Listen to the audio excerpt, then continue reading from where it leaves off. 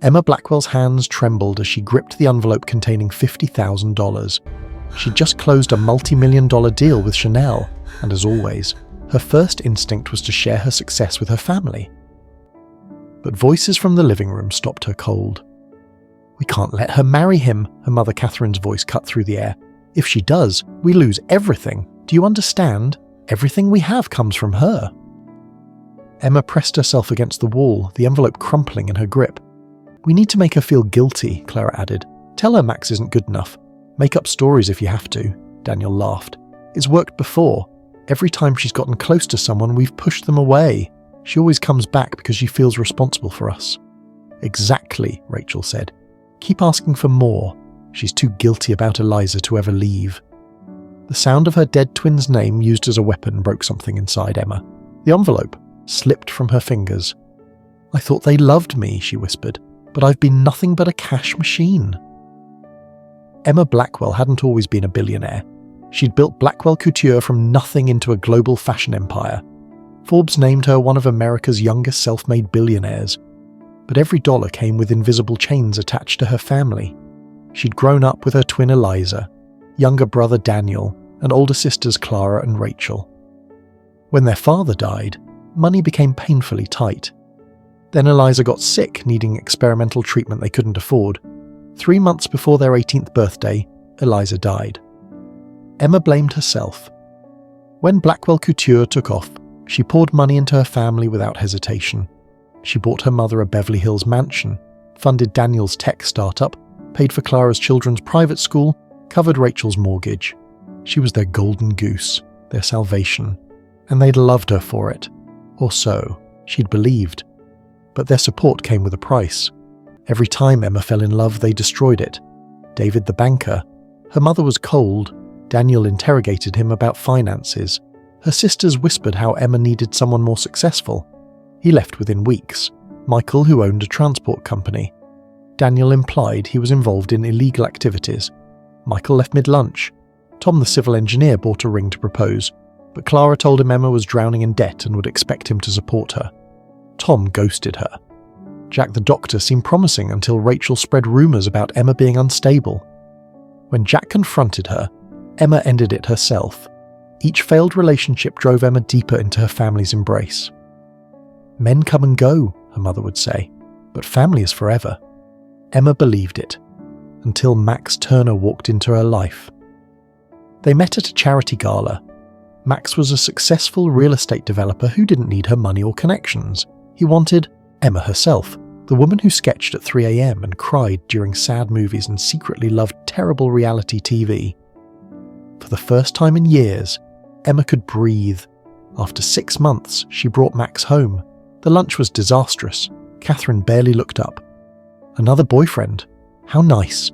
Daniel grilled him aggressively. "Real estate's tough these days. How's business really going?" When Rachel made snide comments about private jets and Clara mocked his modesty, Daniel leaned forward. "What are your intentions? Emma's very wealthy. Some men see that as an opportunity." "I'm in love with Emma," Max said steadily. "That's my intention." Catherine finally put down her phone. "Love doesn't pay bills. Emma supports this entire family.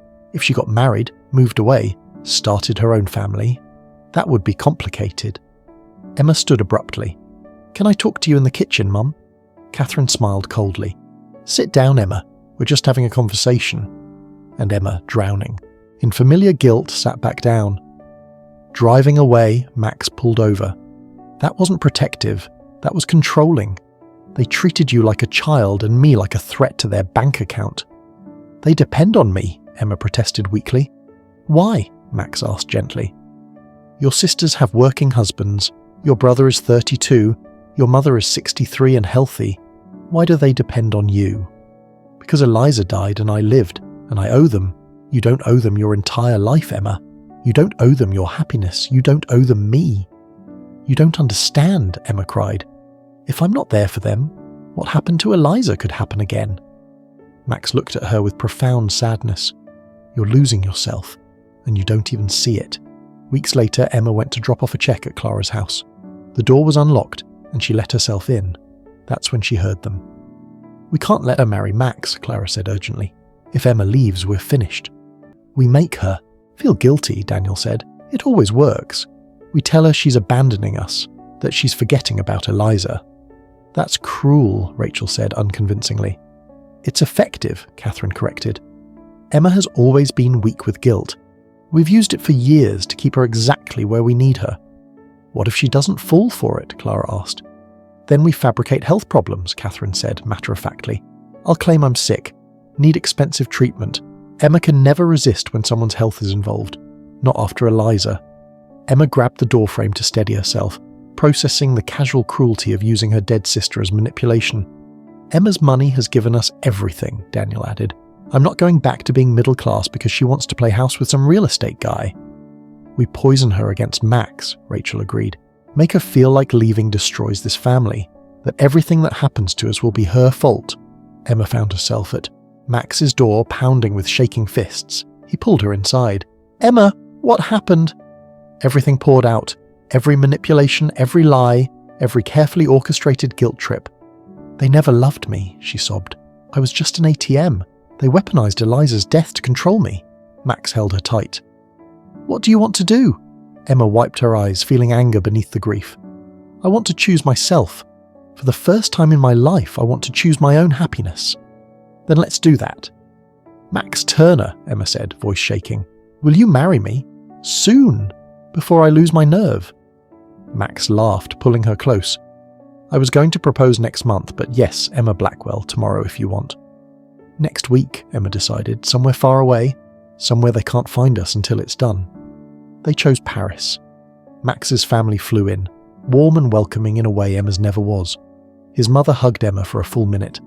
I'm so happy my son found you, she whispered. You're exactly what he needs, Emma cried, because no one in her family had ever said anything like that. The ceremony was small and perfect at the town hall in the 7th arrondissement. Emma wore a simple white dress she'd designed herself. As they exchanged vows, her phone buzzed incessantly. For the first time in her life, she ignored it. When pronounced married, Emma kissed Max with every ounce of love and relief and freedom she felt. That night, Emma finally turned her phone back on. 63 missed calls, over 100 texts. The early messages were concerned, then angry, then manipulative. Catherine, Emma, your brother needs to talk urgently. He's been in an accident. Clara, Mum's in the hospital. Where are you? Rachel, your nephew is crying because you forgot his birthday. Daniel, I guess you're too important to care about family now. Catherine, I know what you've done. You owe us an explanation. You owe us everything. Emma stared at that last message. You owe us everything. How many times had she believed it? Max read over her shoulder. Are any of the emergencies real? No, Emma said with certainty. Daniel's tagged at a restaurant. Mum just posted from her bedroom. My nephew's birthday was last month. They're scrambling, Max observed, or losing control. I need to call them, tell them the truth. Catherine answered immediately. Emma, thank God. Where have you been? I'm in Paris. I got married. Max and I got married 3 days ago. Silence. Then Catherine's fury erupted. How could you do this to us? How could you be so selfish? What have you sacrificed, Mum? Emma interrupted calmly. Because I've been doing all the sacrificing. That's not fair. After everything we've done, I heard you, at Clara's house, planning how to break up me and Max, how to use my guilt about Eliza to control me. Another silence. So you're abandoning us, after everything? I'm setting boundaries. I'm choosing my own life, and I won't be your primary income anymore. You can't do this. We need that money. Figure it out the way millions of others do. Clara and Rachel have working husbands. Daniel has a business. You have savings. You'll survive. Emma, please, Catherine's voice cracked. Don't destroy this family. Emma closed her eyes. I'm not destroying anything, Mom. I'm saving myself. And if the family falls apart without my money, then it was never really a family to begin with. She hung up. The calls to her siblings followed similar patterns. Shock, anger, manipulation. Daniel was direct. You chose him over us. What have you done for me, Daniel? Honestly? We've been there for you. You've taken loans you never repaid, sabotaged every relationship because you feared losing your meal ticket. Fine, Daniel laughed bitterly. Go live your perfect life. Don't come crying to us when it falls apart. I won't, Emma said. Goodbye, Daniel. When the last call ended, Emma collapsed onto the bed, emotionally exhausted but feeling something new. "How do you feel?" Max asked. "Sad, angry, guilty, even though I shouldn't be, but also free. I feel free." Over the following months, Emma settled into a new life. She and Max bought a downtown penthouse. They travelled constantly. The collection she'd designed in Paris debuted at Milan Fashion Week to rave reviews. Vogue called it her best work yet, noting newfound freedom in her designs. Her family adjusted without her money. Clara took a job at a luxury boutique. Rachel's husband expanded his business. Daniel made his welding business profitable. Catherine sold the mansion, moved to a modest condo, and started volunteering. They were surviving, even thriving. But they never called to apologise. Emma realised they probably never would. It hurt, but she also felt lighter than she had in years. Without constant guilt and obligation, Emma discovered forgotten parts of herself. She laughed more, took risks, made genuine friends. Max's family embraced her completely. Weekly calls, book clubs, genuine interest in her thoughts. "This is what family is supposed to feel like," Max explained one night. "It feels strange," Emma admitted. "Good, but strange. You'll get used to it." Almost a year later, Clara called. Emma stared at the caller ID, finger hovering over decline, then answered.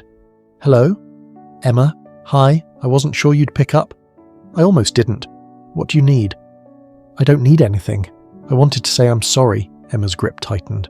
"Sorry for what specifically?" "For all of it. For using you, taking you for granted. I've been in therapy. I see how toxic we were, how we manipulated you. I'm so sorry, Emma." Tears pricked Emma's eyes. "Why now?" "Because I wasn't ready before. I was too angry. But the truth is you didn't cut us off. You saved yourself, and you were right to." "I missed you," Emma admitted. "Is that crazy?" "No, it's human. I don't expect forgiveness or to be let back in. I just wanted you to know I see it now. I'm working on being better." "Maybe someday we could have coffee," Clara suggested. "No expectations," Emma thought carefully. "Maybe. Someday. But not yet. I'm still healing, Clara." "I understand. Take all the time you need. I'll be here when you're ready, if you're ever ready."